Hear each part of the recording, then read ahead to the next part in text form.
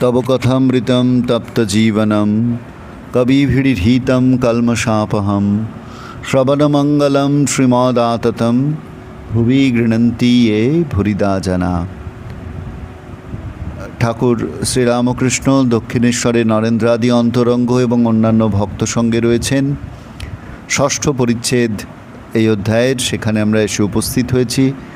প্রতিদিন প্রতি ঘরে শ্রী শ্রী রামকৃষ্ণ কথামৃত, আমাদের দৈনন্দিন শ্রী শ্রী রামকৃষ্ণ কথামৃতের এই পাঠ এবং আলোচনা, আধ্যাত্মিক এই অনুশীলন শিবির দেখতে দেখতে অনেকগুলি পর্ব আমরা পার করে এসেছি বন্ধু।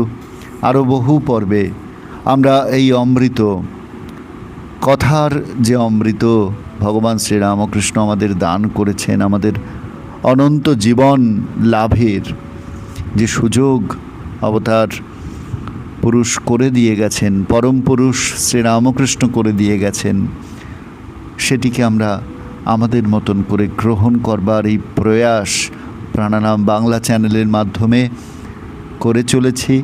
প্রত্যেক দিন সকালবেলা, সকালের সূর্যের প্রথম রশ্মিপাত আমাদের গায়ে এসে পড়ার সঙ্গে সঙ্গে, একটি নতুন দিনের শুরুর সঙ্গে সঙ্গে আমরা ভগবানের মুখনিসৃত অমৃতময় কথা সেটি আস্বাদন করবার চেষ্টা করে নিজেদেরকে ধন্য করে তুলছি। শ্রীরামকৃষ্ণ দক্ষিণেশ্বর মন্দিরে বিরাজ করিতেছেন। বেলা 9টা হইবে। ছোট খাটটিতে বিশ্রাম করিতেছেন। মেঝেতে মণি বসিয়া আছেন, তাহার সহিত কথা কহিতেছেন। আজ বিজয়া, রবিবার 22 অক্টোবর 1882 খ্রিস্টাব্দ, আশ্বিন শুক্লা দশমী তিথি, 6ই কার্তিক 1289। আজকাল রাখাল ঠাকুরের কাছে আছেন।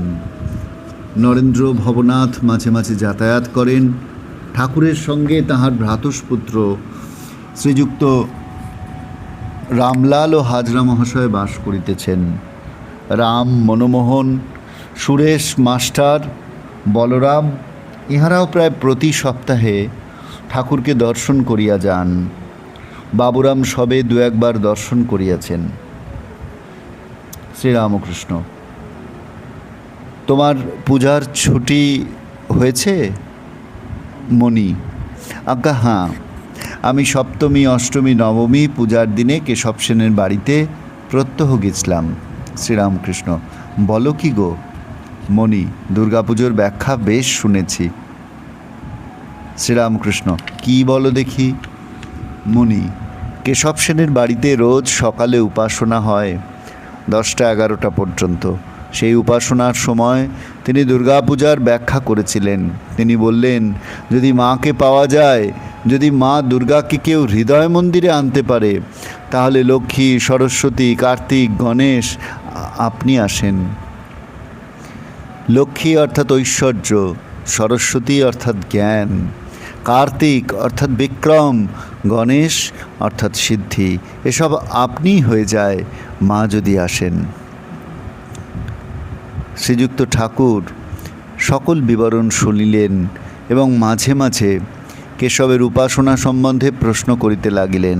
অবশেষে বলিতেছেন, তুমি এখানে ওখানে যেও না, এইখানেই আসবে। যারা অন্তরঙ্গ তারা কেবল এখানেই আসবে। নরেন্দ্র, ভবনাথ, রাখাল এরা আমার অন্তরঙ্গ, এরা সামান্য নয়। তুমি এদের একদিন খাইও। নরেন্দ্রকে তোমার কিরূপ বোধ হয়? মণি বলছেন, আজ্ঞা খুব ভালো। শ্রীরামকৃষ্ণ: দেখো, নরেন্দ্রর কত গুণ, গাইতে বাজাতে বিদ্যায় আবার জিতেন্দ্রীয়, বলছে বিয়ে করবে না, ছেলেবেলা থেকে ঈশ্বরেতে মন। ঠাকুর মনির সহিত আবার কথা কহিতেছেন। এই অংশটুকু আজকে আমরা পাঠ করলাম। অপূর্ব একটি ব্যাপার আমরা লক্ষ্য করছি যে কেশব সেনের বাড়িতে দুর্গাপূজা হয়েছে, আজকে বিজয়া দশমী। প্রায় প্রত্যেক দিন মণি তিনি সেখানে গেছেন এবং কেশব সেন, যিনি একজন বিখ্যাত বক্তা, বাগ্মী বলে সুপরিচিত কলকাতার সমাজে তথা সারা ভারতবর্ষে এবং বিদেশেও, সেই কেশব সেনের মুখে দুর্গাপূজার ব্যাখ্যা শুনে এসেছেন। সে কথা শ্রীরামকৃষ্ণকে শোনাচ্ছেন, শ্রীরামকৃষ্ণ সেটি আগ্রহ সহকারে শুনছেন। কিন্তু তারপর তিনি একটি সার কথা বলছেন যারা অন্তরঙ্গ তারা কেবল এখানেই আসবে। নরেন্দ্র, ভবনাথ, রাখাল এরা আমার অন্তরঙ্গ, এরা সামান্য নয়। মাস্টারমশাইকে উদ্দেশ্য করে বলছেন যে তুমি এখানে ওখানে যেও না, এইখানেই আসবে। আমরা সাধারণত শ্রীরামকৃষ্ণকে এইসব কথা বলতে দেখি না। তিনি কখনো আমরা দেখি না যে কেবল তার কাছে আসার কথা বলছেন, তারই কথা বলছেন, এমনটা আমরা সচরাচর দেখি না। কিন্তু এখন আমরা দেখছি, এখানে আমরা দেখছি যে মাস্টারমশাইকে তিনি আর কোথাও যেতে বারণ করছেন। কেন না, এইটি আমাদের বুঝতে হবে যে ঠাকুর নিজেও বলেছেন লোক শিক্ষা দেওয়া বড় কঠিন। তো সেই লোক শিক্ষার কাজটি যাদের মাধ্যমে সম্পাদিত হবে সেই রকম একজন হলেন এই মাস্টারমশাই। মাস্টারমশাইকে তিনি বাছাই করে রেখেছেন এবং মাস্টারমশাই একটা নির্দিষ্ট উদ্দেশ্য নিয়ে শ্রীরামকৃষ্ণ লীলার অংশ হয়েছেন।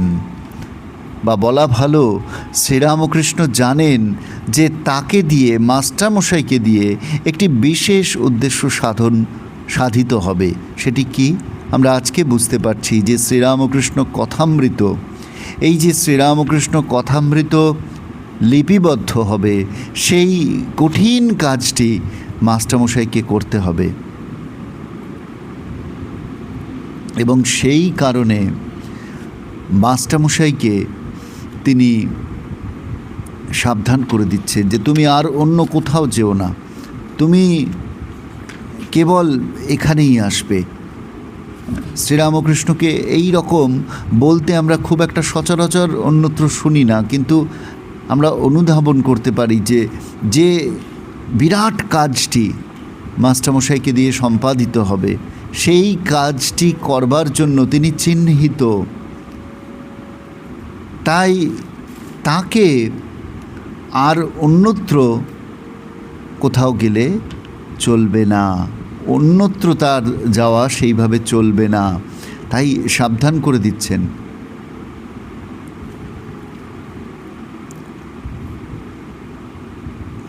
আমরা এটাও দেখব যে মাস্টারমশাইকে তিনি 3 সত্য করিয়ে নিয়ে বলছেন, বলো আর বিচার করব না।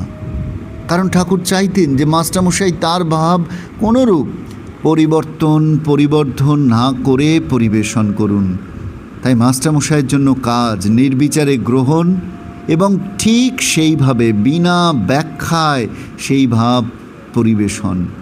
ঠিক সেই রকম তারক যখন একবার তার কথা লিখে রাখবেন ভাবছিলেন, তখন ঠাকুর তাকে ওই কাজ থেকে নিবৃত্ত করে বললেন, ওরে ও কাজ তোর জন্য নয়, যার জন্য যে কাজ নির্দিষ্ট তাকে সেই কাজের উপযোগী করে তৈরি করছেন তিনি। তাই মাস্টারমশাইকে বিনা বিচারে অবিকৃতভাবে তার ভাব পরিবেশন করতে বলছেন। না হলে মাস্টারমশাইয়ের মধ্যে সুপ্তভাবে যে তর্ক করবার মনোবৃত্তি লুকিয়ে রয়েছে সেটি তার উদ্দেশ্যকে ব্যাহত করে দেবে। মাস্টারমশাইয়ের অহংকারকে চূর্ণ করতে হবে এবং তা করতে হবে গোড়া থেকেই। এটি একটি ব্যাপার। তাই সেই জন্য মাস্টারমশাইকে খুব সাবধান করে দিয়ে ঠাকুর বলছেন যে যে দেখো তুমি আর অন্য কোথাও যেও না। এই যে মাস্টারমশাই কেশবের কাছে গেছেন সেইটি সম্পর্কে সাবধান করে দিয়ে বলছেন তুমি এখানে ওখানে যেও না, এইখানেই আসবে। তারপর নরেন্দ্রর কথা বলছেন, নরেন্দ্রকে তোমার কী রূপ বোধ হয়, যেন শুনতে চাইছেন নরেন্দ্রের প্রশংসা মাস্টারমশাইয়ের মুখে। যেই মাস্টারমশাই বলেছেন, যিনি এখানে মণি বলে নিজের পরিচয় দিয়েছেন, যেই তিনি বলেছেন আজ্ঞা খুব ভালো, ঠাকুর সঙ্গে সঙ্গে নরেন্দ্রের প্রশংসা করছেন। নরেন্দ্রের কত গুণ, গাইতে বাজাতে বিদ্যায়, আবার জিতেন্দ্রীয়, বিয়ে করবে না, ছেলেবেলা থেকে ঈশ্বরেতে মন। ঠাকুর যেন বলে শেষ করতে পারেন না নরেন্দ্রের গুণাবলীর কথা। যত বলেন ততই বলতে ইচ্ছা করে তার নরেন্দ্রের কথা। এমন নরেন্দ্রের প্রতি তার অপূর্ব স্নেহ। এই স্নেহকে বুঝবো আমাদের সাধ্য কোথায়? আমাদের শুধু এই ঘটনাগুলি মনন করা, এটি আমাদের কাজ। ভগবানের লীলা গুণকীর্তন যত আমরা করতে পারবো তত আমাদের অন্তর শুদ্ধ হবে, চিত্ত শুদ্ধ হবে, আমাদের মন ভগবতমুখী হবে। আসুন বন্ধু, আমাদের এই প্রতিদিন প্রতি ঘরে শ্রী শ্রী রামকৃষ্ণ কথামৃতের এই প্রাত্যহিক কথামৃত পাঠ এবং অনুধ্যানকে আমরা চিত্তশুদ্ধির মধ্যে দিয়ে আরও আকর্ষণীয় করে তুলি, আমাদের জীবনকে আমরা সার্থক করে তুলি। আজকের পর্বে এই পর্যন্ত।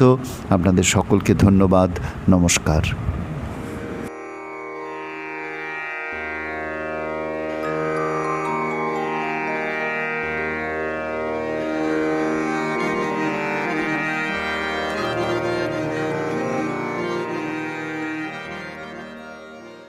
প্রাণারা